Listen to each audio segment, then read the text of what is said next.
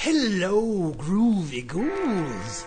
Welcome to the Indie Film Academy podcast. Today, we are continuing our October Shockathon with Adam Robitel, the creator of The Taking of Deborah Logan. So, I know you gentlemen have been through a lot, and when you find the time, I'd rather not spend the rest of this winter tied to this fucking couch!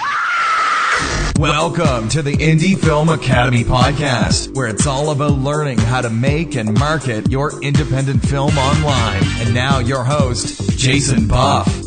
hello and welcome to another episode of our October Shockathon. I'm your host, Jason Buff. This is the Indie Film Academy podcast. Thank you guys for joining us. You're in for a treat today because we're talking with Adam Robitel, the co-writer and director of The Taking of Deborah Logan. If you haven't seen this movie, I think it's available on Netflix, just about anywhere, and it's really, really good. I can't recommend it high enough. You know, I see a lot of horror movies, and this one is really original, just blew me away, so check it out. We'll be talking to Adam in just a second. Also, as I've been telling everybody for the last couple of months now, the Indie Film Academy Masterclass on film sales starts on November 17th, so the clock is ticking, y'all. I was told by the server that we're only going to be able to accept a certain number of people for the 2 days that it's available. So please sign in right now. We still have enough spots, but they're going fast, and there's a lot of people have been signing up. I've got about 50 people every day that sign up for it. So it's been really cool, but you know, if you want to get there, I don't want somebody who doesn't need this to sign up. I mean, if you really are a filmmaker and you want to learn about film sales,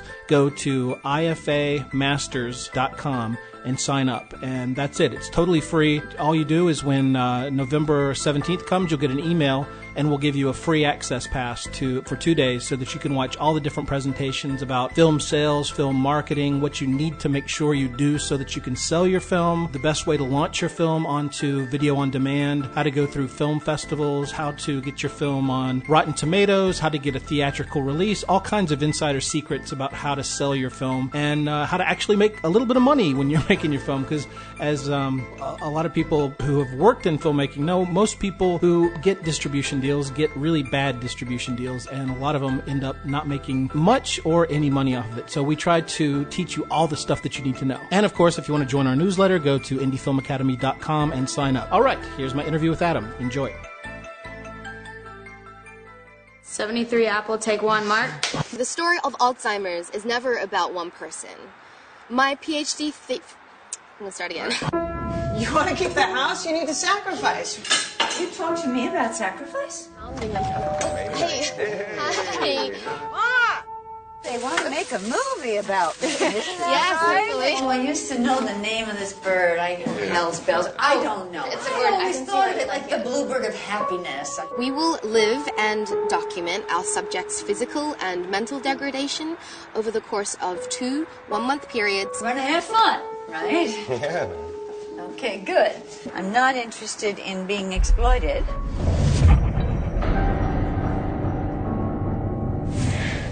Sarah mentioned that Deb's been sleepwalking pretty bad.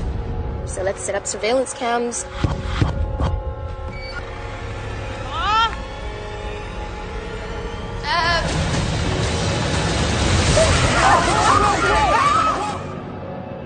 He really gave us all quite a fright with your late-night gardening. This is not normal sleepwalking. You should come see this. It's not good, Doc. The teen girls were each found with serpentine carvings on their foreheads. Parts of their bodies had been cannibalized, and traces of rattlesnake venom were found in their blood. Do you remember a man named Henri Desjardins? Went missing 30 years ago. I tried to wash you in the river, you know. How long to become a festering dyke? That woman is crazy. The notion of spiritual parasites does exist. Okay.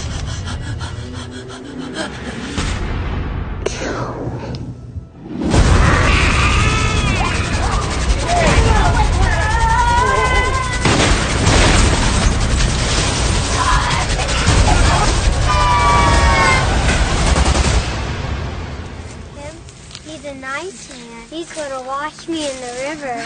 Don't hurt Dad, we're him. gonna do everything real He's a slow nice here, man. okay? He's gonna wash me in the river. you to do a little bit of homework, Oh. and I thought it was funny that you were talking about how you have to go work at a coffee shop because you can't work from home. Yeah, no, it's a problem for me for sure. Left to my own devices, I have a real ADD issue and impulsive control issues, and I think it's certainly been exacerbated by the internet and by telephones. But writing is a long form process, and it's just like I force myself to read too, because I won't read. In the age of the Twitterverse.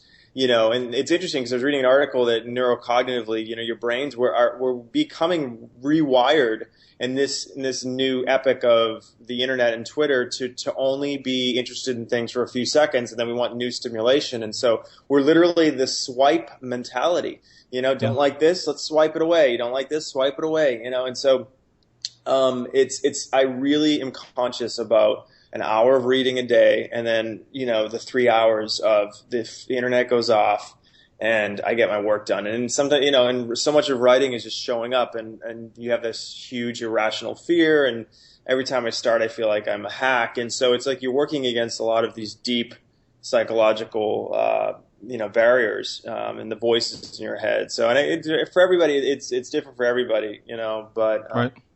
But yeah, for me, it's neurocognitive, it's behavioral stuff. It's like getting away from the internet, getting away from the phone, and you have to just, for me personally, and I can only speak from my experience, like I just have to say just an hour, just start for an hour. Because if I say I'm going to write all day and I'm going to get 10 pages done, I won't start. I'll find 1,000 reasons to procrastinate. So half of it is just literally showing up to start. And once the engine's running, I have a lot of writer friends, and they say, once the engine's running, you start to kind of get lost in it. But yeah, man. Now, can you, the podcast will just kind of come in somewhere that's good. So we're kind of already into it. What I want to do is talk about a few key aspects of the filmmaking process and, kind of break those down. This is more of a nuts and bolts kind of a podcast. So I really like getting into all the details, ad nauseum about everything. So what I was hoping we could start out with is, we're already kind of into screenwriting. Can you talk about, let's say, for example, you're starting you're going to, you're starting out on a new project. What is your process for, beginning a screenplay? It's interesting because there's two schools of thought. One is you're like, what's the big spec screenplay that I can write that I could sell to studios? Like, what's the big world creation, movie that I can write? The other side of that is what's a movie that I can get made? Those are two very different ideas. One's, $1 million under sort of micro budget movie. The other's a big sort of like, what's my safe house with Denzel Washington kind of thing. And so those are two different ways I approach just the rudiments of breaking something down. So stepping back, the litmus test, the road is narrow. It has to fire on all cylinders. It has to be something that I can easily pitch to people. For example, with the Taking of Deborah Logan, like I knew that I'd written a big spec called The Bloody Benders based on a true story of a family of serial killers in the 1870s. And so it's a period piece, and it's going to be expensive to make, and hopefully it's going to be my next movie. And Guillermo del Toro got involved and optioned the script. And so from there, I was like, oh, this is awesome. But I'm sort of in a holding pattern waiting for Guillermo to finish Pacific Rim and for the movie to get momentum. So in that period of time, I was like, I need to go make a movie and take the power into my own hands. And that's my first prime advice to anybody is don't try to sell a big spec screenplay. It depends. Let me redact that. If you're just wanting to focus on writing, then maybe writing the bigger specs is the way to go. But for me, it just made all the sense in the world to focus on something that I could physically make and to go raise the money for, and to, I'm a charming guy. I can, and I can sell an Eskimo and an igloo. So, but, so really focusing on the tangible. And so from that, then I go, okay, it has to be very contained, and so my mind went to, all right, how about a found footage movie? Well, the found footage movies are everywhere. People kind of are sick of them, but okay, found footage, okay. Medical stuff, really scared by medical stuff, aging, Alzheimer's always scared the shit out of me. So I started to kind of noodle around with this idea of Alzheimer's, and I saw a clip. I did a little bit of research, and I saw a woman in her mid-stage disease, and she was talking quite lucidly about what it was going to be like to lose her mind. And then it cut to her a year later, and she was in an adult high chair. Her skin was completely white. She was going from, anger to fear to frustration to like laughing in the spell of 10 seconds. And it was terrifying. It was absolutely terrifying. I said, okay, what if, a small percentage of these dementia cases was a type of possession? And that was the sort of light bulb, is like, oh man, okay, so, medical crew, we could do this in, one house, maybe a hospital location, but keep it very, very, tight in terms of budget and schedule, and tie it around this whole idea of like an Alzheimer's documentary gone wrong. And then I pitched that to Bryan Singer, who I knew, was sort of a hypochondriac and was terrified of anything medical. And so right. you could see the gears turning in his mind. But it's still, that was the genesis of the idea. And that's a hook, and so we, my writing partner Gavin and I, a lot of times will say, what's the hook? And if you can say, well, it's an Alzheimer's documentary that starts to, the screws come off and you start to realize something else is happening to this poor woman. People get that in 10 seconds, and there's been many times where we're trying to develop stuff where it's a very dense kind of mythology or just a little harder to grasp. And, a lot of times we'll step away from a writing project because of the density, if you will. So it's got to meet the pressure test of it being, there has to be a real hook, something that you can pitch in like 20 seconds and grab people's attention. And then for me, since I'm focusing on filmmaking, something that I can tangibly go out and make. I'm sort of being long-winded here. With filmmaking, with writing, I really tend to gravitate towards characters first in terms of, I tend to gravitate towards strong female characters for some reason. I don't like doing the cliched stuff. I mean, more power to the Bryans of the world who are making these big comic book movies, but comic book movies sort of are all the same story. They're all the sort of world creation destruction myth. And so, in the smaller space, you're able to do things that are a little more nuanced. I don't know if you've seen Blue Ruin on Netflix. Oh, yeah. It's really good. Yeah. So, I mean, just like movies like that where, you're gravitating towards, human drama and imperfection. And so I'm all over the place. Feel free to like jump in anytime you want. No, it's great. Perfect. And what is compelling? For me, I tend to look for anti-heroes, it's been Breaking Bad has sort of like really pushed the envelope in terms of like what is acceptable in terms of a hero, and and just nuance, and the thing, shades of gray that you really can't do in a and it's interesting because now that I'm getting into the studio space a little bit, you have to kind of pull back a little bit on the dark. I tend to gravitate towards dark things and people either consumed with substance abuse issues or, self-loathing on some level, and people that are at the end of their rope and then trying to do the right thing. Like I'm just thinking of Man on Fire, like what a great, movie that is, and how he's such an alcoholic, at the end of his life, and he just wants to die, wants to drink himself to death. And he meets this little girl, Dakota Fanning, and falls in love with her. So it's like this great love story. And so, yeah. So do you like the contrast of, like you had said before too, in your other movie that you're writing, that you try to find, it's a horror movie, but it's also got a love story inside of that. So it's kind of a contradiction in a way. Yeah. I mean, the Benders was a family of serial killers. They moved in the 1870s in Kansas. They opened a one-room inn. They were led by their young daughter, who was gorgeous. She was like 17 years old. And she would use her sexuality to basically lure these guys in. It was like sort of like Sweeney Todd on the Kansas prairie. And then then the father would come up behind them with a sledgehammer and hit them over the head, and they killed 25 people before vanishing without a trace, so nobody knows what happened to them. And at the turn of the century, they were more infamous than Jack the Ripper in America.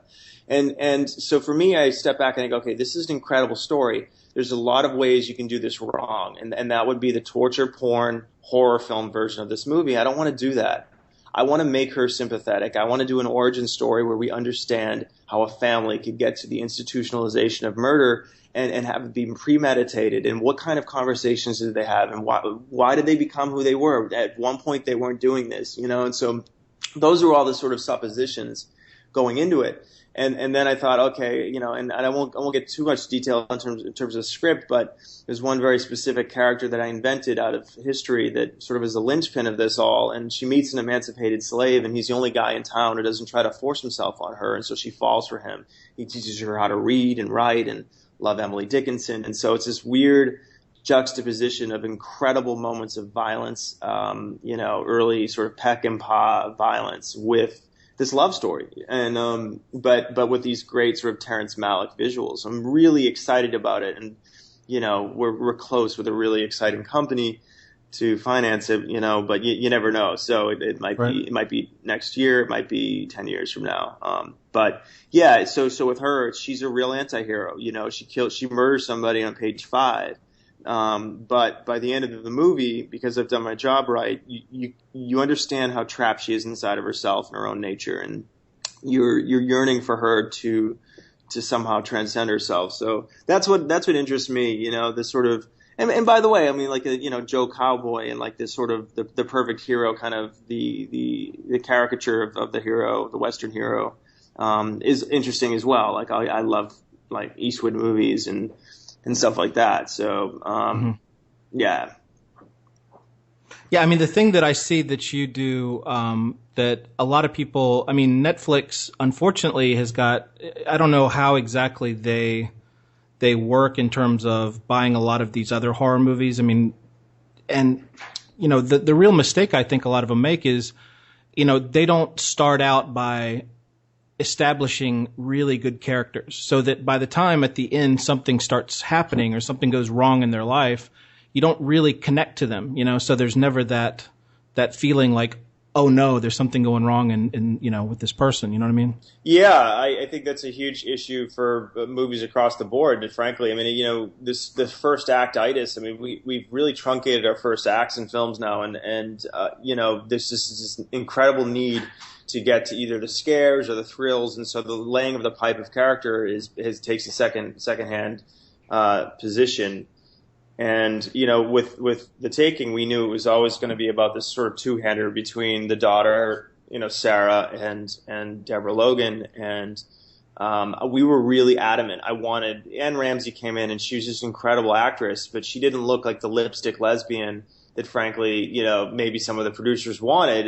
And I was like, guys, we're not making, this isn't, a WB show. This is this is supposed to be a real documentary. And you look at her face, and she's got this great, weathered face, and you look like she's been through several wars, most of them self-inflicted. And, and so I was, the verisimilitude, to use the, lame film school expression, was important to me. You want somebody who looks like she's struggled with addiction and has a mother who has Alzheimer's and felt like she was rejected and, all these things. And so, and we say this a lot now when we're going out for studio work too, is, yeah, you want real people. People are, I think, tired of sort of the generic kind of, oh, here's the angsty teenager, and here's the chick, the horror chick who's going to get killed on page 15, and they're doing drugs, and so it's like, how do you turn against those cliches in a way that makes sense? And most of that is just grounding them and making them real people, because then the horror is really scary. Yeah.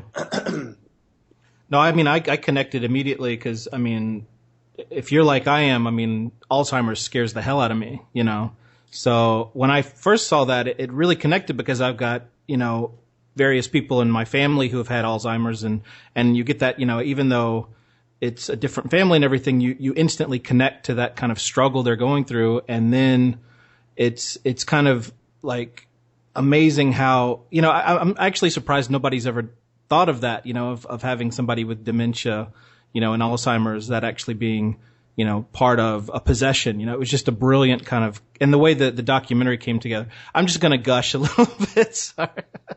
I just really like the movie a lot. So let me, just more specifically talking about screenwriting. What is your process for, do you go like, say, okay, you're in a coffee shop, you're just starting. How far do you go with, say, just taking notes, coming up with ideas? Are you just kind of like doing, trying to write out the story, or do you do like beats and how things come together? How does that all work, and how long does that take usually? Yeah, I'll be the first to admit, to you and to your listeners that, it's always a mysterious process, and it's always painful for me. I'm not one of these people who just like shows up and it just flows. So there's a lot of second guessing. There's a lot of fits and starts. There's a lot of, I have 30 different files on my computer, just like, oh, wouldn't this be a great movie? And then never sort of, went anywhere. So, and so my process, usually it starts with like just sort of, and by the way, I espouse, I might have said it in my interview, but I tell everybody, go check out Save the Cat. It's a very simple book written by Blake Snyder. He's no longer with us. I think he had a heart attack a few years ago. Save the Cat sort of changed the way I approach things in a very simplistic way. Now, I went to USC Film School and I really studied the form, but this was just sort of reasserting things that, the 12 things that every movie has, every sort of, the structure, and sort of his big thing was, learning how to pitch it. And if you can pitch it and you start with the log line and a great title and just refine that. Like don't start getting into script before you're ready. Don't start even outlining until you're ready. Like just pitch the log line. Here, it's about a guy walks into a bar, meets a couple of nuns, they have an orgy. Just refine your pitch. And so that was a sort of an eye opener too, because then if you pitch it and it falls on deaf ears or people aren't really getting it, or if they start to really respond, then you're like, this is something that's worth exploring a little bit. And so that helps. And then we go, and the last couple of movies I've worked with my co-writer Gavin on, we'll sit and we'll sort of just pitch a couple of big broad strokes. What's the first act look like? What's the second act look like? What's the third act look like? And it's interesting because, we're starting to get a lot of calls for like rewrite jobs and stuff. Or you'll do these pitch fests where you're going out against another 20 writers. And, our first one, I think, was a Blumhouse project. We ended up writing for like a month, there was this really cool idea that they were trying to crack, and the director was attached, and we wrote for a fucking month. We wrote like a whole movie, and that you can't do that when you're trying to get the job, because, usually you're not going to get the job. So you have to be disciplined and really be able to, in a pitching situation, you have to just be able to, I'm going to spend a day. What does the first act look like? What's the middle of the movie look like? And how does the third act, without trying to write the minutia of it all, and when it's on your own and you're developing a spec, then it can be a long process. And we're doing something now that is really cool, and again, that's sort of that hook kind of, we can sell the trailer. It's a big sort of supernatural horror action movie. And we went down 5 different directions, trying to find the structure of the movie.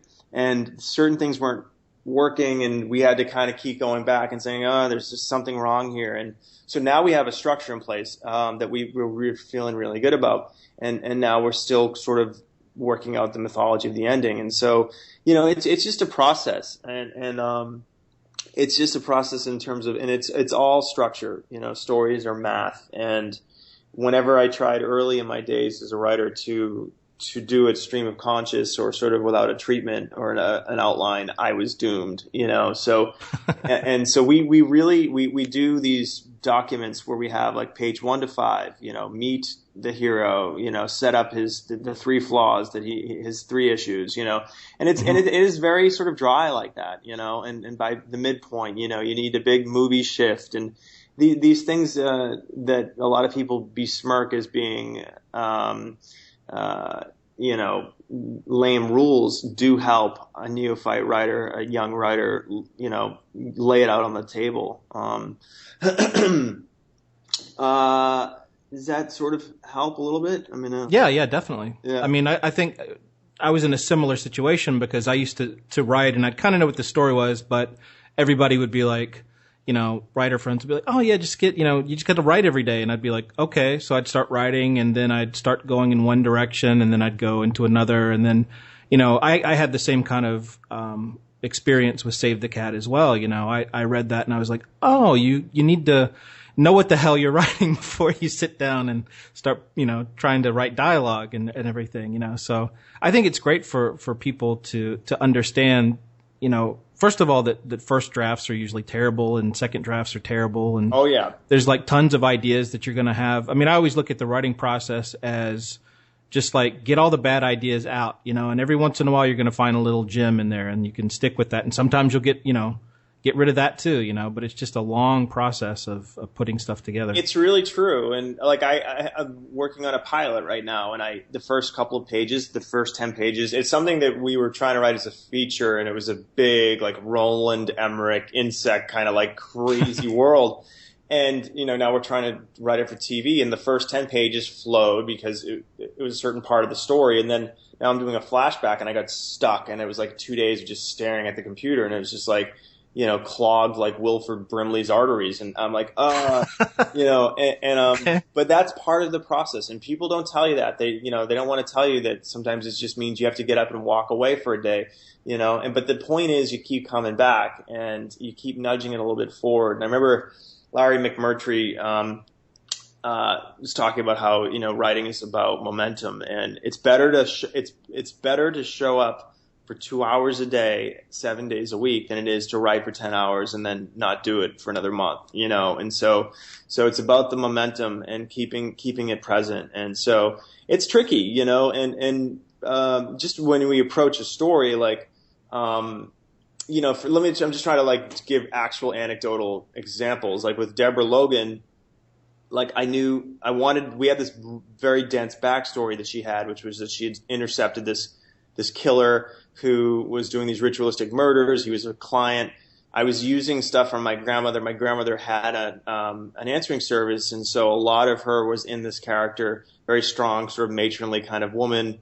Very proud, who ran an answering service, and she used to have doctors and stuff. They would give people advice on like medical care for like pregnant women, stuff that you would get totally sued for now. But like she would be answering the calls for these doctors who would be out drinking their 3 martini lunches, and she would give them like administer like medical advice to these people. And so she knew she was in the she was sort of the answering service itself was like a brain of the town in a way. And I thought, what a great visual metaphor for like Deb's brain being shut off. And so, you have little moments like that where you're like, okay, so that's a great way I can kind of get in the middle of the movie, a way to sort of convey that she had this knowledge of this guy, and he was saying some weird shit to this young girl on one of the open lines, and she heard it, and but it's a process, and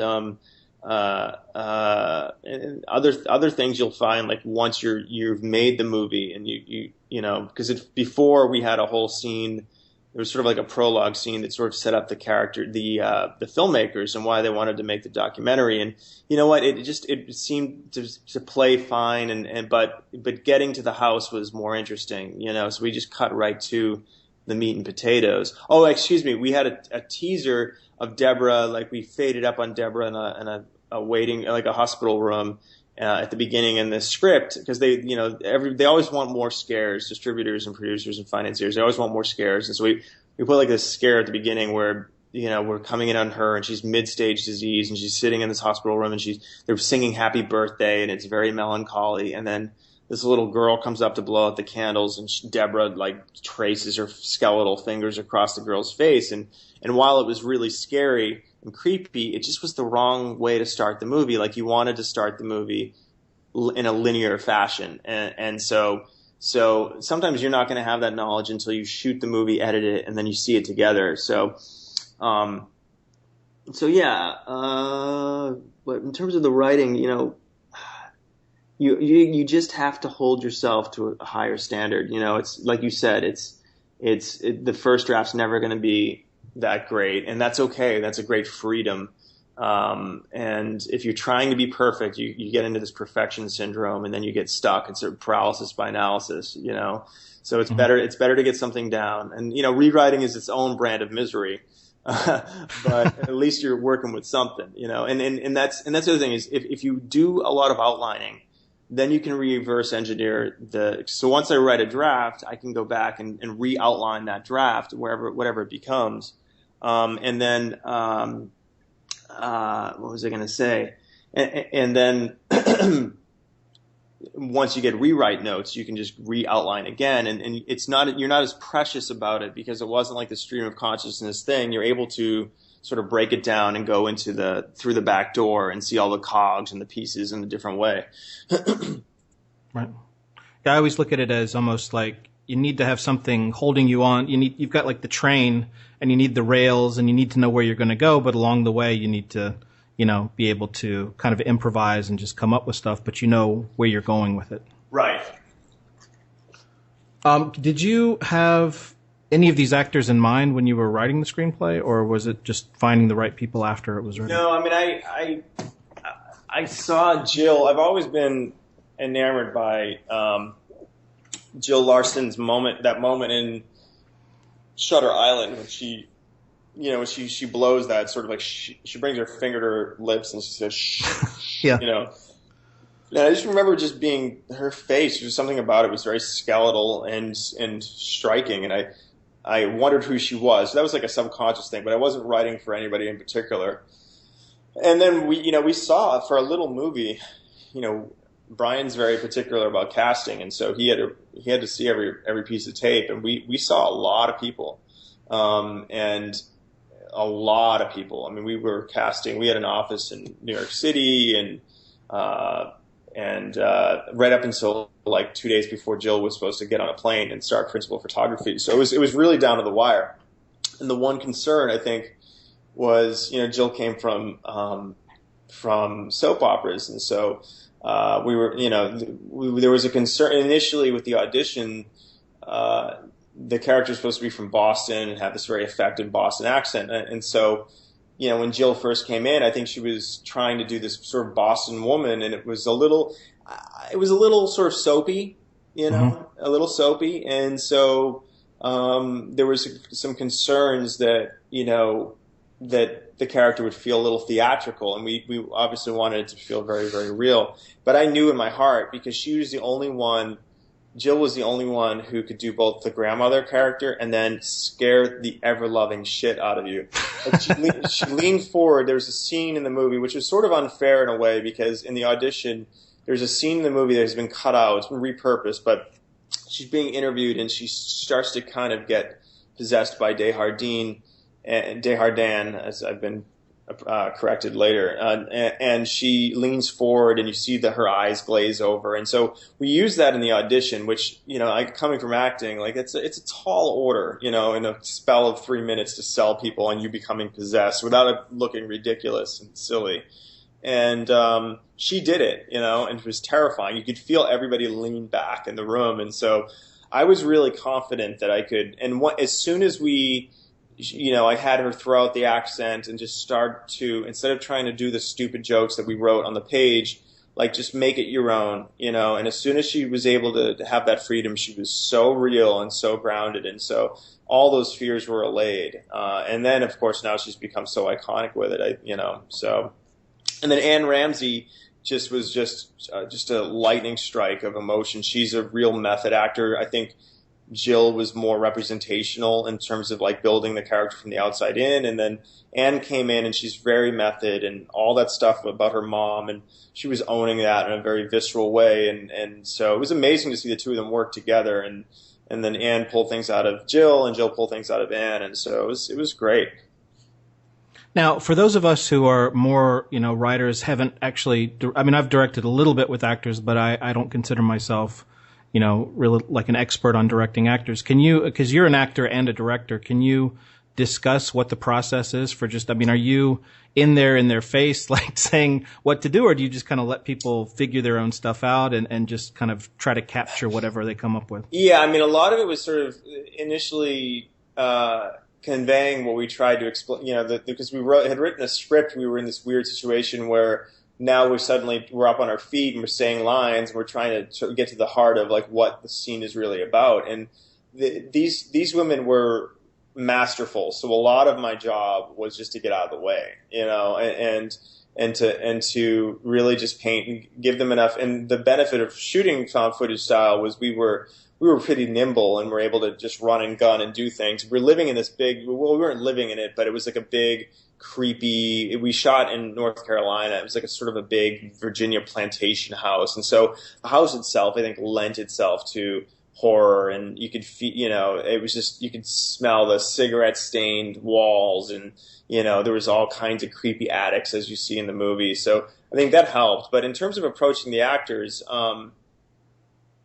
it's really just character based, you know, like what's the subtext, what do they really want from each other, what are they not saying, you know. A lot of it is giving them business and behavior so that they're not focusing on their lines so much. A lot of acting I found, and in my early days was just getting busy doing something so that I'm not trying to play emotion. If I'm trying to hit emotion, then I'm not being real, you know. But and just if I'm listening and I'm focused on you, then I have an opportunity to be authentic and to have something real happen with the camera, you know. And but there are other moments with Jill in particular where she, you know, she's supposed to be possessed, and she's just, they're very physical beats of physical acting where you can't really, I had to give her permission not to, you know, intellectualize it, or, you know, she's trying to understand. So what's happening now as I'm writhing on the ground and I'm touching myself, and I'm like, Jill, you know, just, you know. And so it was much more like, you know, playful exercises of like, you know, here's what's, you know, you've just been struck by lightning, and you're so getting her to a place where she could just do some of this stuff and trust that the image would carry. And she, boy, when she took it, there was a scene where there was four of us all hiding we were shooting infrared, so it was in the dark, and she was in bed, in the hospital bed, and she started to growl and do shit in the dark. We were grown men, and we were terrified by then, you know. So that's how you know it's working. I mean, if you're sitting there, I mean, I assume you have something kind of like a video village. Yeah, we did. And for a little movie where people were working for $100 a day and nobody was, you know, getting rich off the movie, there was a palpable sense that people were responding to what Jill and Anne were doing. I mean, you were watching this, you know, the footage. And getting back to your question about like approaching the actors, I mean, they really appreciated that there was a real relationship here and that there were these real nuanced characters. And so a lot of it was them, and then them inhabiting what they feel like they would bring to the table. Oh, I wouldn't say that here. This doesn't feel right here. And so you do your job. Half of directing, if not 75% of directing, is just casting the right actors. You know, you cast the right actors, and then you get out of the way. Right.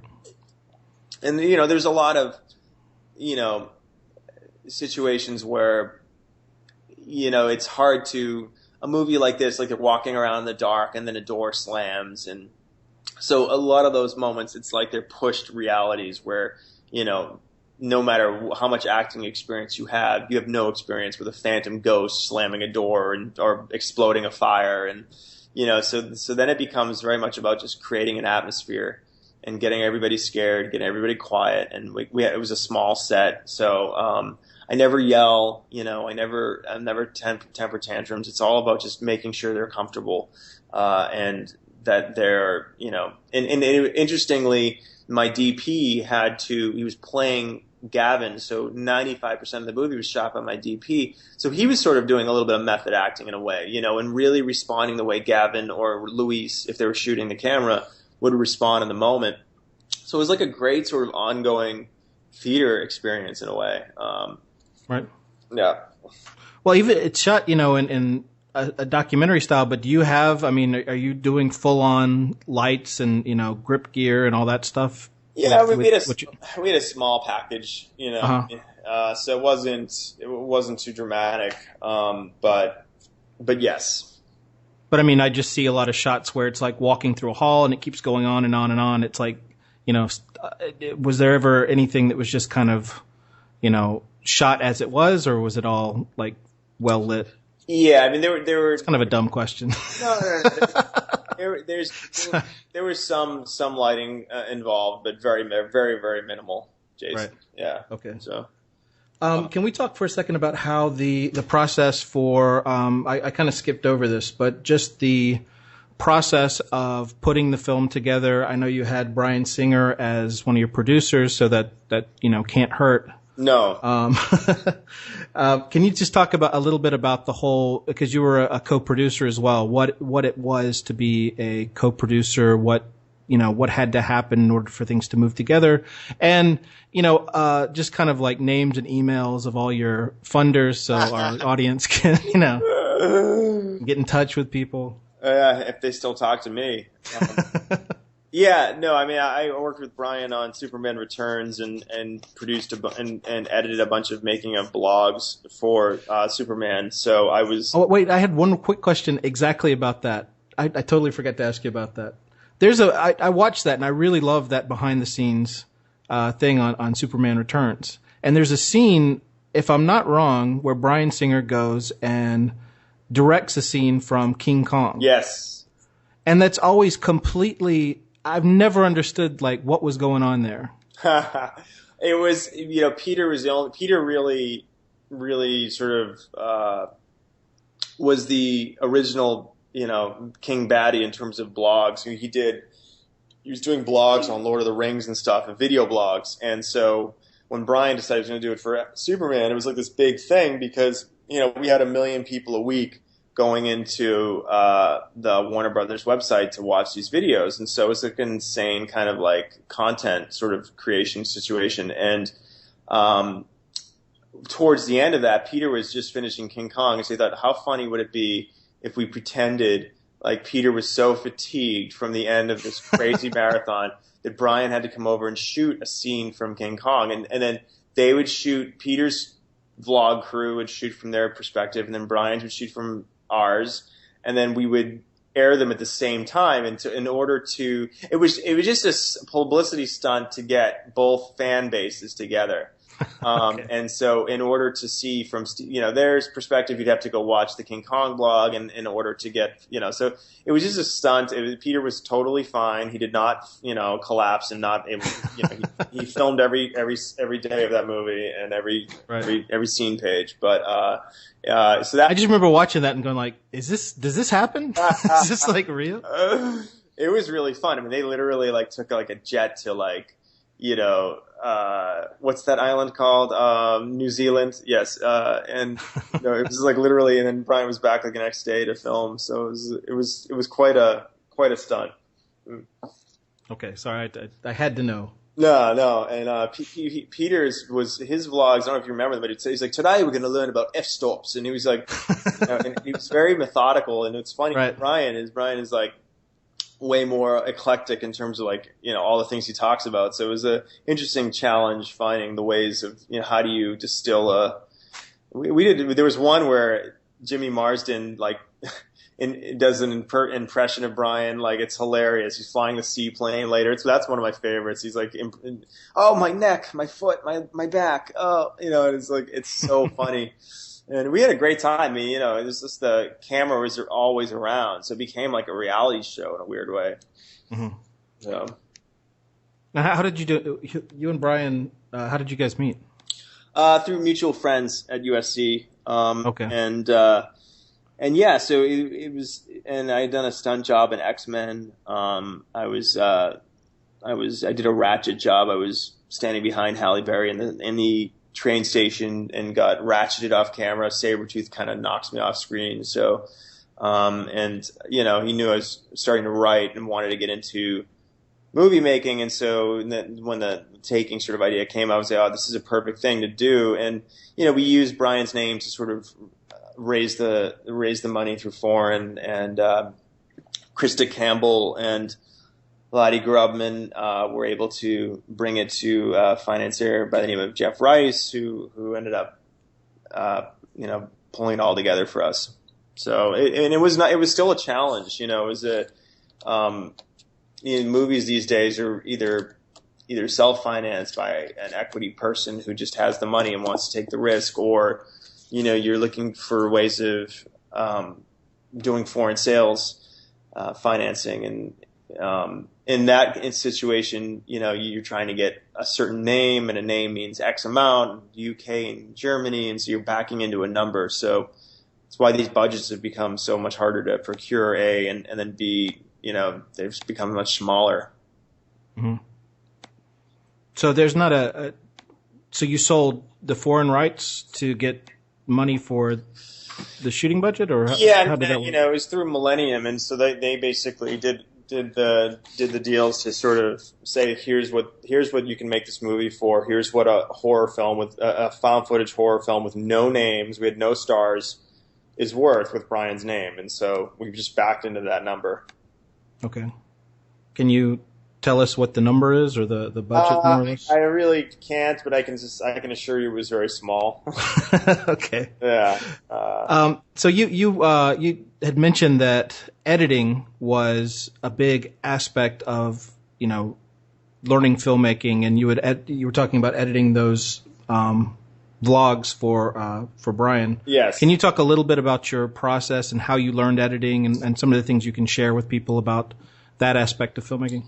Yeah, I mean, editing was really the reason I'm here today. I mean, I was trying to write out of USC. It was mostly just getting stoned and doing not much with my life. And I taught myself how to edit. I was editing an industrial video at the time, or a documentary, and it's just a great way to tell stories in a visual way. And when you're writing and you've never been on you've never been on a set, or you're writing and you've never seen how movies put together, you don't realize editing is such a cornerstone of filmmaking, and ways of coming into a scene late and getting out early, and things that you wouldn't be aware of, or how much screen time really is. And you start writing and you start you're like, dude, you realize that 300-page script of yours would be a 3-hour movie. So there's a real disconnect between the writer's knowledge of what's on the page and then what ultimately becomes the movie itself. So I taught myself how to edit, I think in 2000 or early 2000s. I had an early version of Final Cut and was able to do a couple of different small industrials, and then from there I did some commercial stuff, and just bad. I did a commercial for this haunted theme park in Vegas, but I was able to direct it and then edit it together, and so just sort of learning a visual language. And yeah, I think it's the best training ground for a young director, aside from, being an understudy to a director, because, you're on the day when I was shooting, for example, I knew I needed to get certain things, and my movie wasn't traditional in the sense of coverage. So, but I had an inbuilt sense of what I needed and how things would cut together and how things would transition. And, could I do this in a master versus, having to go in and get coverage for every single person. And so it was invaluable. And anybody can get, that has a computer, I think can get, with some digging, a pretty cheap version of Final Cut now. And there's no excuse for it, at least not learning how to do it, I think, for a young filmmaker in particular. Now, one of the big things that I think is really important in good, horror is the idea of the compression of time, and then the ability to take those scenes, for example, they're walking through the hospital. You can go through a week or two, can pass by in 2 seconds, but once you get to those scenes where it's just you're just waiting for something to happen, you just let those go as long. I mean, that can take as long as, a lot of the more, establishing scenes or whatever. Yeah. I mean, a lot of the movie also, Jason, was, fine, because you get the movie and then you're like, oh shit, I don't have enough jump scares, I don't have enough scares. A lot of the suspense in horror in particular is waiting for the attack. It's not the attack itself, which always usually invariably is a letdown. It's waiting for the attack. And so there are cheaty scenes where she's in the hospital bed, and the nurse is over her and nothing actually happens. And so the waiting is more painful, because you're imagining the beat. And a lot of horror is sound, and we had an early test screening with a bad sound design. It didn't go so well, and it's I would say sometimes sound is more important than visuals in a horror film. What would a James Wan movie be without this amazing score, you know, and there's amazing Insidious hits and stuff. And so what would Psycho be without, you know, Bernard Herrmann? And so, you know, the sound is really useful in terms of, you know, you letting your guard down, the movie gets really quiet, and then bang, you know, and that just keeps people on their visceral edge. And so a lot of that comes back to editing and knowing how to, you know, let a scene breathe, or where to, like you said, and look, I mean, people can say that the movie's a little choppy, and, you know, we live in this sort of like MTV style world now where, you know, again, sort of like needing to keep the pacing up. And so it's a fine balance between letting something breathe. You know, my DP kept saying, you know, the more times you cut, the more you let the energy out of a scene, you let the tension out of a scene. So, which I can see his point, you know. So, but yeah, you know, and editing can be a very powerful tool, like you said, in the third act of a horror film or a thriller. You want it to be very real time. You don't want big ellipses in time, like 2 weeks later. You want it to be like, everything's going to happen. Every crazy shit's going to happen this one night now, you know? And so, so there is a real sense and imperative to contract time and to make time feel way more pressing. And, you know, it's that sort of ticking clock thing that it's tried and true. And a version of a ticking clock from your midpoint on, from page 55 on, you want something careening towards that third act, you know, and whether it's, you know, that movie, what was my brain, I start talking, and then my brain, Ty West's movie with the guy, the drink the Kool-Aid, and they're all down there, and, it's like a Jim Jones kind of movie. Anyway, you want to know, the audience needs to really feel like, oh shit, we know where this is going, it's coming, there's nothing you can do to stop it. Right. You know, so. Yeah, that's so much of, like, I was watching Jaws the other day, and I you know, it's one of my favorite movies, you know, on every single, you know, acting, story, directing. But the one thing that I was taking note of as I was watching it is, you know, what specifically does Spielberg want you to feel at this moment, and how is he making you feel that, you know? So there's the scene on the beach with the little kid walking by, and I mean, that's like, you're immediately like, uh-oh, you know, right, something's going to happen. And it just builds and builds and builds. And he just toys with, I mean, as nice as everybody thinks Spielberg is, he just toys with you, you know, and just like, you know, and it's amazing, you know, and in this one, in the Taking of Deborah Logan, it was kind of, you know, the same thing. It's like, okay, you're just sitting there, and it's like you've established so much that, you know, now this scene with her laying in bed isn't just, you know, if you're just shooting that scene, you're not thinking about all the stuff that's come before, and you're just like, your imagination starts going crazy, you know, right, and that's a lot more powerful than just seeing somebody, you know, that's one of the problems with a lot of these horror movies now, is they're just like, okay, let's do 20 jump scares, you know, right, and there's just nothing to it. Right. Yeah, no, there should be a real accumulation, and there should be, you know, like, for example, one of the first times in the movie, and it's a little subtle thing, and I didn't shoot it the way I wanted to, so I always see the flaws in it, but, you know, Louise she's in the garden, and then he pans off and then pans back, and she's right there.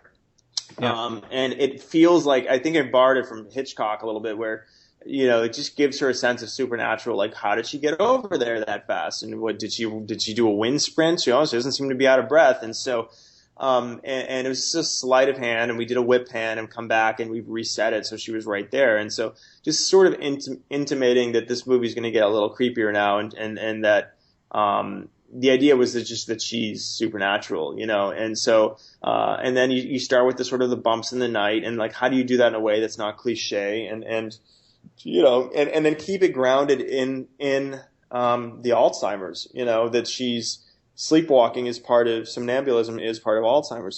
So you're building off of scares that are grounded in the story, you know, and then and some things weren't translated, but like, she was supposed to vomit earthworms, and then, you know, she was supposed to frankly bleed from her vajayjay, but that didn't work, and it was just too crass anyway. But like, the idea was that the haunting stuff that's happening to her physically was either from the girls' perspective, the victims, because he killed all the girls during their first estrus, which is really horrible, and I can't believe we put that in a movie.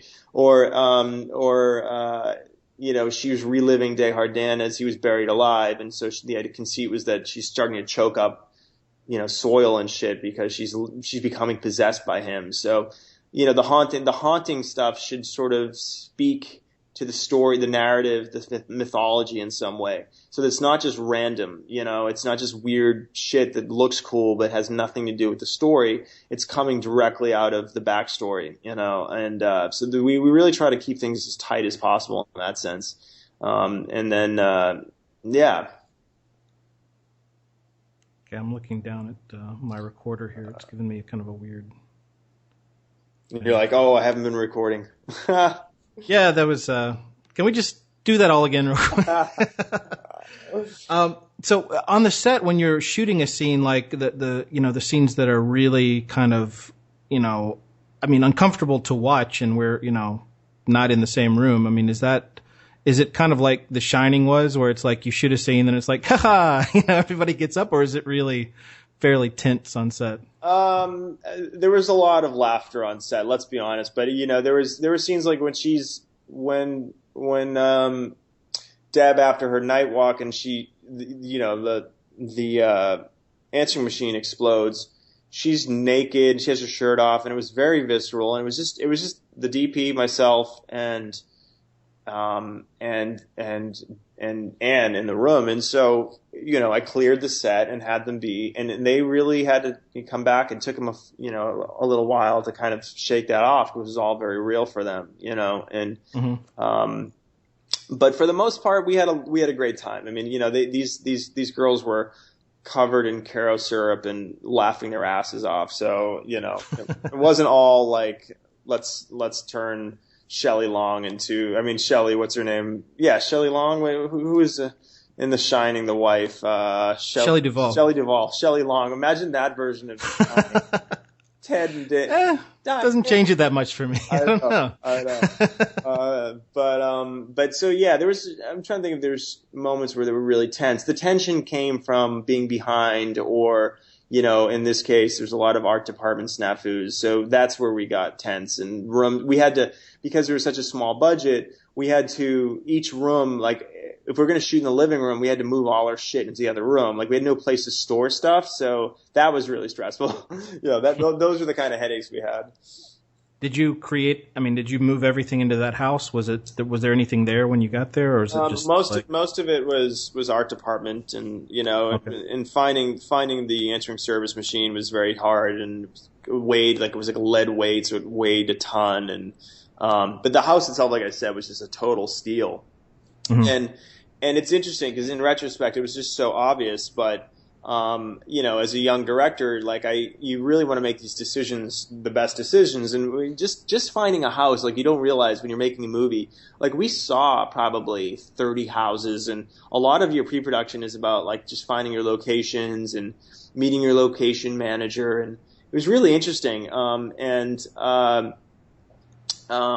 I found this house, and it hit me, but you're still like, oh, is it too horror film? Is it too obvious? But it just had it gave me such range, and we didn't, in the script, once you get a location, then you have to rewrite the script based on the location to really maximize it. So I spent a lot of time on the ground in North Carolina rewriting the script, and said, oh, we've got 3 attics. Well, we've got to use these 3 attics. That's not the way we wrote the script, but this house has 3 fucking attics, so let's make a meal out of that, and let's utilize the backyard and the weird porch, and so it's just about you have the movie on the page, and then when you get, finally, if you're lucky enough and fortunate enough to get to make a movie, you have to do judo. You're never going to make the movie that you saw in your head. You have to use the resources and the things that are presently in front of you. And if you're stuck in the past, or if you're stuck in an old way of doing things, like, that's when you're going to be dead as a director. So much of directing is just making an immediate choice, making a choice that you use what you got, and so. Mm-hmm.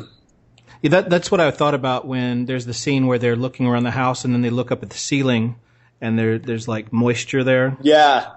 I was kind of like, I guess, I wonder if that's something that was rewritten, because they, it's not like you built an attic, you know? Yeah, once we knew we had the attics, and we needed like some scenes of some build up of fear, and like we had a lot of set pieces that we just weren't going to be able to get to, that were just, you know. So I was like, all right, I need a good sequence of them looking for the body, and how do I make this really scary moment? And so we're like, okay, water stain, creepy stains that just seem supernatural but could be just old house kind of shit. And I had them draw like almost like a human face on it. And stain it up. But that whole sequence was sort of improvised to try to really utilize the house. Do you just have like the art department there on hand, and you can just say, come up with some, you know, something like that? Or we had them like just grease it up with some, like, I forget what she used, like Fuller's Earth or dirt or something, and grease. And then they made it work. And putting gunky shit.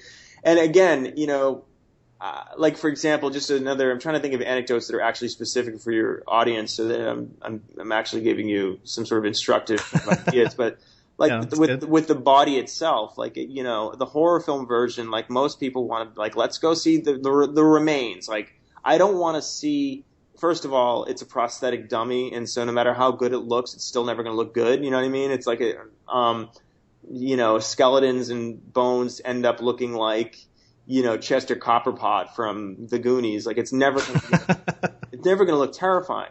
That being said, their response to it is going to be scary. The more scared they are of it, the more scared I'm going to be of it. So, you mean the actors in the scene? It's actors in the scene. So you know, finding the body. You know, Deb had hidden it up in that attic rafter, keeping it, you know, staying from a distance, watching Sarah open it slowly, like it's a hot potato that might jump out and eat her. You know, and then having her freak out, and then so we're just keeping it veiled. And it's, you know, getting back to Spielberg and Jaws, I mean, that happy accident of Bruce the shark not working.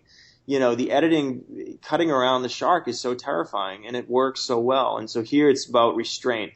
I remember one of my USC professors, the first thing he said in the horror class that I took, Dr. Drew Casper, and very flamboyant, sort of like, you know, Jesuit priest. He said, you know, horror is about visual and oral reticence. The less you show, the scarier it is, you know, and I always have to remind myself day in, day out that the less you show, the scarier it is. And working on Paranormal Activity now, you know, it's like I'm reminded of this. So you know, keeping the camera from a distance, and then when Sarah, and then they respond to the body, and then we get them down into the living room, and then of course we do that snake sting where there's snakes in it. But it's so much about, the other version of that would be to open it up wide and to see some big skeletal face, and it would have looked cool, but it wouldn't have been as scary, you know. So just getting a hint of it was more effective in my mind. Mm-hmm. Yeah, I think that one of the things also that's really effective about having the camera as a character, you know, somebody who's experiencing it, is like if you have scenes where, you know, something will be happening and then the camera person gets scared of it and then like moves the camera so you can't see it anymore. So the audience is like kind of desperate to be like, you know, put the camera there. You know, you experience it in a totally different way than if you had, you know, a locked off camera with, you know, like you're saying, like a wide angle, just shooting different things. You know, you actually have like moments where you get feedback and you get all these things going on with the camera that, you know, like when they're down in the cave and everything, you don't show everything because the camera person isn't able to. So it just gives you that desperation. Yeah. I mean, that was a little bit of both. I mean, you know, we wanted the third act to feel like Wreck and to be very, very first person and primal, and like to, you know, but that being said, I mean, you know, people hate shaky cameras and Dramamine-inducing movies, and so, but I also was really struggling. I had a one-room little space, this little mine location that we had, and so I literally had to recycle the same space over and over and over again, and I was terrified that the movie wasn't going to work, and so a lot of that was hiding this fact that we were in this one space. And so a lot of the dips to black and the sort of like the camera rolling over and the shaking and the sputtery kind of visuals was literally to hide cuts and to hide the fact that I was hiding. So it was both. You know, it creates a sense of unnerve, and, you know, we always, for the big sort of like really scary moment. We wanted it to get to full black and to just hear the sounds of her bones popping as she's about to swallow the little girl whole. So I knew I wanted to play that and some of it in silence. Is that image, I mean, that's probably the most iconic image of the whole movie. Is that something that you came up with later on, or was that something, a lot of people like to have the ending already. Did that come about later? Yeah, no, that was definitely in the script. I mean, I knew I wasn't going to have any money for marketing in the movie, and so I figured I wanted in a horror film in particular, horror, everybody's seen everything, right? And so it's been, you can go online and see, ISIS beheading videos and setting Jordanian pilots on fire and all this. So we're desensitized, right? So for me, it's like, not only do I want to do an image that disturbs people and becomes a viral GIF, but also in the context of the movie, if I've done my job right, to have gotten to start in a movie where we're meeting grandma who has Alzheimer's, and then we get to the cave and she's swallowing this little girl's head who has cancer. Like, to me, that's such a fun challenge as a filmmaker to be able to literally genre bend that far. And so it's about context for me, and you can, again, and saving it for the end, not doing it 1,000 times in the movie so you're desensitized. So by the time you come around that corner, you're like, what the fuck is happening? I've, again, talking about the math of the movie, like, page 70, she's spitting venom, and she's pulling off her skin in the middle of the movie, and now she's starting to become like a snake, right? Like, and if you overcrowd the earlier part of the movie with that kind of shit, A, you know where it's going, and then B, you're just bored by the end. So, we wanted to really, get into the fantastic elements later in the movie. And that was always the conceit, because, again, approaching the material, there were debates. Do I just stay in the realm of really, really grounded and have her just be traumatized in this cave? And I thought it was important. It was important for me, not only for the image, for the marketing of it all, but also I want the audience to have an escape valve and to say at the end of the day, this is an escapist, surrealist, expressionistic horror film. It's not Alzheimer's, because if it was just her in the cave without any of the supernatural stuff, I felt like it would be exploitative, and you wouldn't have had the fun with horror is you're able to look at Alzheimer's, which is absolutely terrifying and way scarier than any crap movie I could make. But you're giving them, the audience, the escape valve of the fantastic. You're giving them the monster, and in a way it makes the real monster of Alzheimer's more palatable.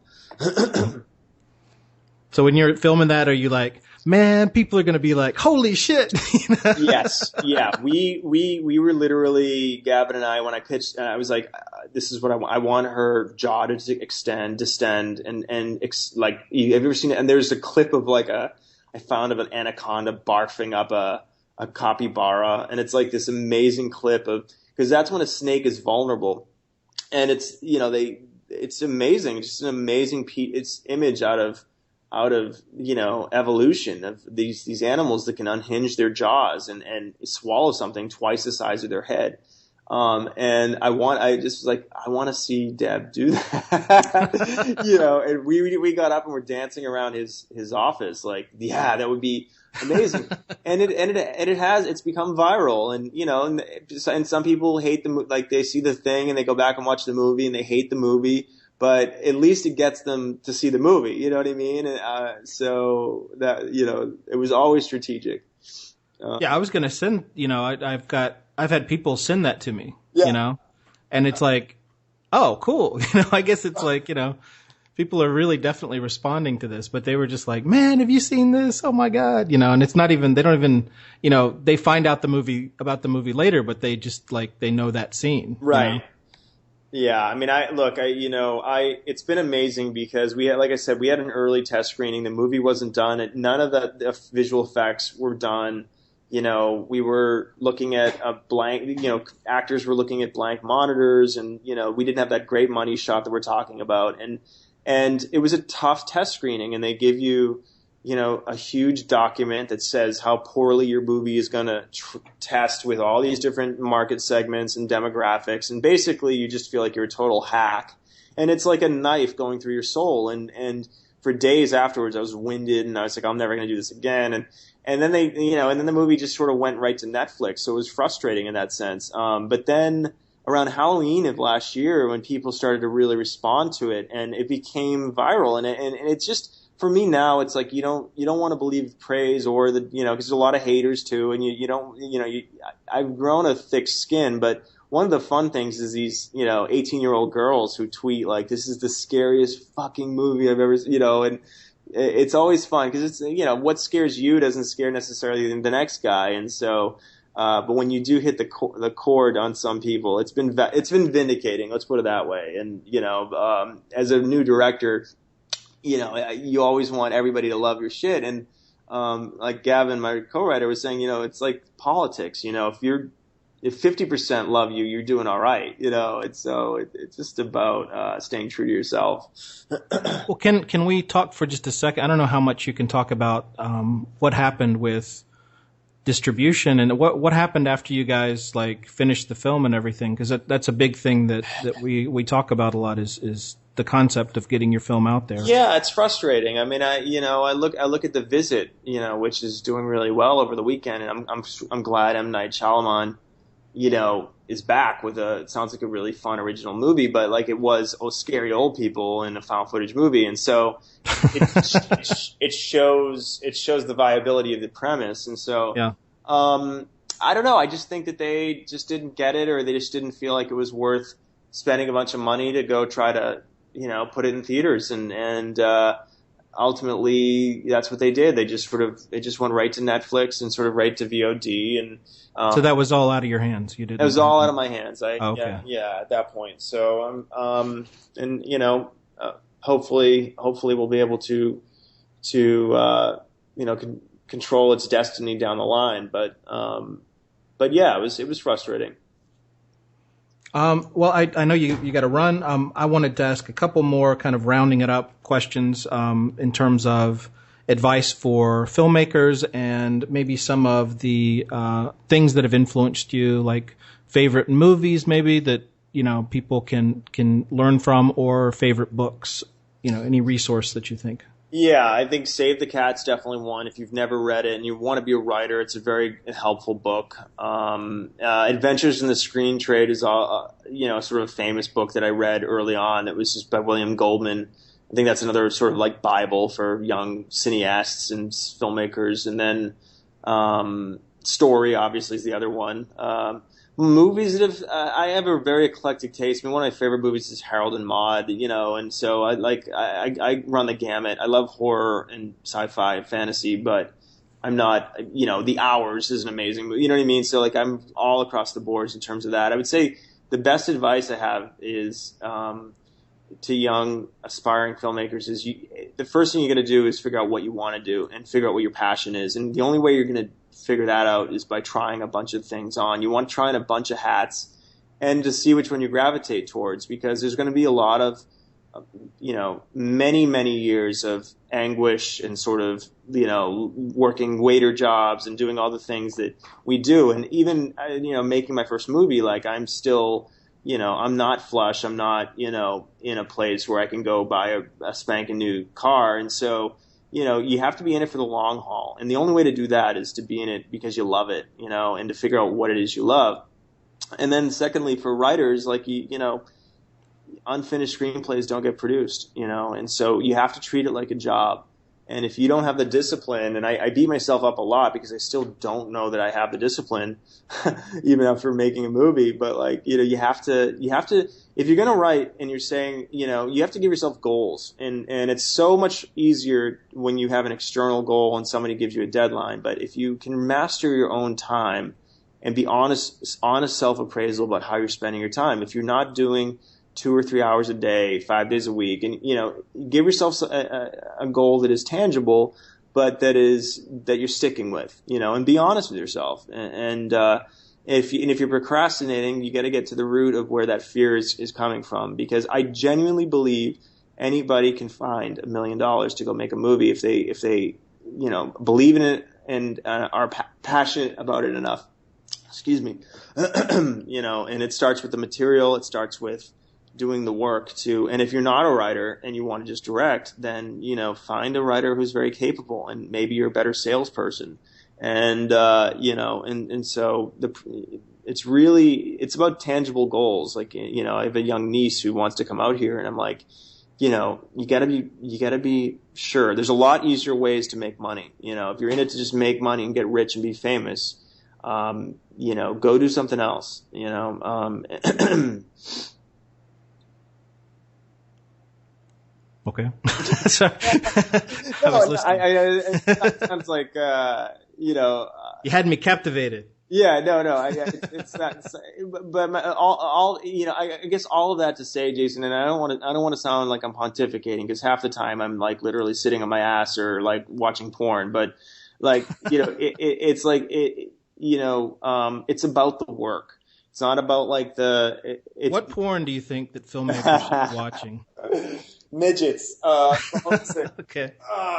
But it's about the work. It's about the work. And, you know, you get lost in, you know, I early on I would get lost in jealousies and friends that would sell scripts, and I would be like, oh, but like I didn't sell the script today. And you know, you get into this state of fear.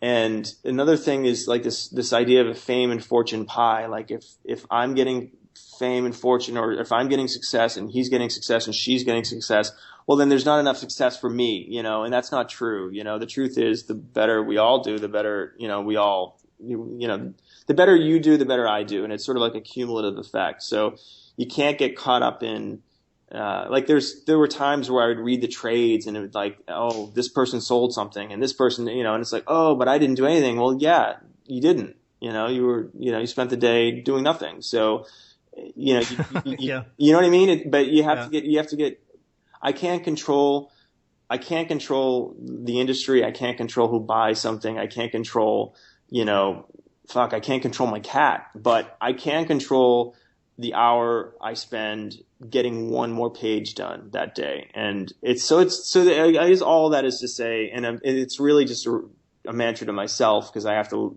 end this conversation and then go right, is, you know, the only thing you can control is your own output. Yep. You know, and then everything else is just about, and cream does rise to the top. That's the other thing. You know, there's such now that I'm looking at directing projects, there's so much crap out there, you know, and it's very, very hard to write a good script. And it's not impossible, but it's hard. And so it takes a long time, and you have to be patient, and you have to stick with it day in, day out, even if you don't believe in it some days, you know, and even if you think, you know, if the voices or negativity are loud, you know, you kind of just have to persevere one foot in front of the other. You know, that's actually a really important thing you just touched on that I don't think we've ever talked about in the podcast, is the idea of that, I don't know, tinge of jealousy you get. Like, I mean, I know whenever I watch, you know, a film, I mean, I probably felt it with yours, you know, when I was watching it, I was like, damn it.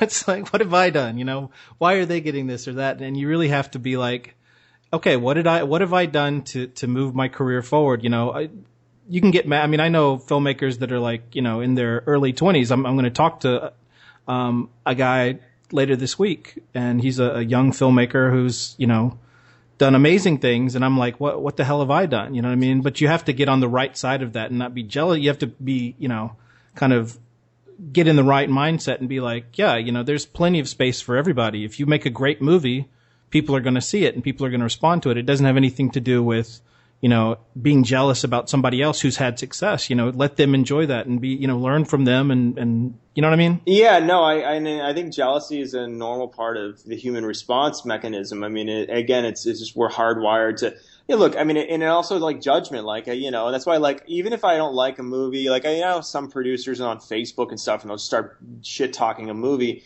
and it's like, A, it's bad juju, you know, it's like bad karma, and B, like, so much work, it's like, all right, so maybe the movie didn't fire on all cylinders, but it's a lot of people put a lot of work into that, and it's hard, it's a miracle when something gets made in at all. So, I don't besmirch people's work in public, typically.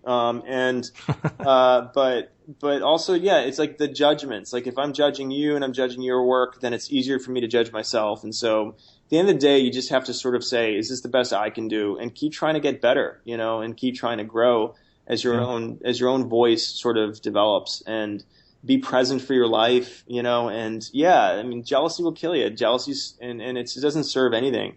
Other than, you know, oh, I wish I'd made that movie, or, you know, oh, what a great idea. Fuck, why didn't I think of it? And that can be a valuable sort of feeling if you're just tapping into it. And again, it's just about looking at ways of mining your own experience for that. Because I do think everybody, it's hard because, you know, then you, like with the Taking, I didn't feel like it was inspired. Like the Bender's story that I wrote was felt divinely inspired when I wrote it. And like every day I was compelled to write it. But there were days with the Taking where it was just like, I have to make a movie now. Like, fuck, you know, it's been so long. But you're right. Like, I know like filmmakers who are 20 years old and they're like done like 3 things and gone to Sundance, and you're just like, who are you? You know, who are you? Damn you. I've got pants that are older than you. I know.